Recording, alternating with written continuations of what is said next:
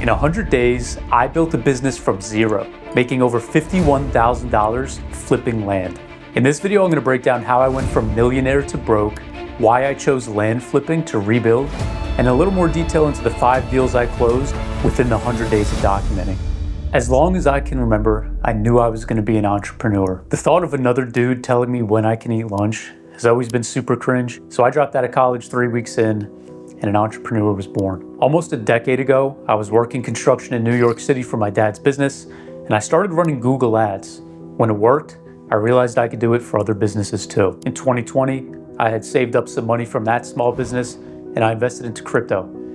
That was the first time I had more than 6 figures. And eventually, that path led me to the live event space, where I started brokering tickets to concert and sporting events on a pretty large scale. By this point, things were going great. I had made well over $1 million by the time I was 26, and I was a self-made millionaire. So I went all in on the ticket brokering business. I took on a lot of debt to acquire more inventory. I had built up a super expensive lifestyle by this time, and slowly, the business started slowing down. I was still living my life, traveling, partying, and figuring it was just maybe a slow period. But as more time went by, and a few bad decisions were made, I suddenly realized I had nothing left. It was all gone. I had lost everything, and I had over $100,000 in credit card debt to top it off. I had to sell my Porsche, I had to sell my watch collection, and suddenly I was driving around town in a $3,000 shitbox car. And that was all very humbling, to say the least. But in that moment, I had a choice. Get a job and let another dude tell me when I can eat lunch, or double down, go into more debt, and bet on myself again.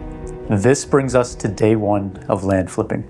I needed a business I could run remote with fairly low monthly expenses, high upside, and wasn't totally saturated like everything gurus push online. I came across land flipping and the numbers just made sense. Here's how it works. There's landowners all over the country who own land that they either inherited or had plans in the past that fell through, and now they're sitting on it with no plans, paying taxes on it year after year. I reach out to them directly, offer them below market value, and then find a buyer that pays me a little more for it. No license needed, no money down, and I never even have to see the property in person. The profit potential is huge, and almost nobody is doing this with land. So with nothing else to lose, I started documenting myself as I started this business from scratch. The first days were me figuring out the business in real time, which now is obviously cringe to look back on, but I was figuring it out. By day 40, I closed my first deal, a small lot in Nashville that I sold to a local builder for a $5,000 profit. That first check was the proof of concept I'd been chasing since day 1. So I doubled down. By day 52, I realized the way I was flipping land wasn't even the best way. It's just the way everyone else was talking about doing it. So between days 64 and 75, I closed 3 more deals, ranging from $2,300 up to $6,400 checks. Smaller deals. But as I changed my method from what other land flippers were doing, I closed a huge $32,000 profit deal on day 96. I ended up finishing the 100 days with $51,174 in profit. Proof that even with nothing, it's possible to build an online business from scratch without following the latest trend. But I'm not stopping at day 100. That was really only the beginning, the foundation of everything that I'm going to continue building. I'm going to continue documenting my journey, the deals, the real numbers, the mistakes, all of it.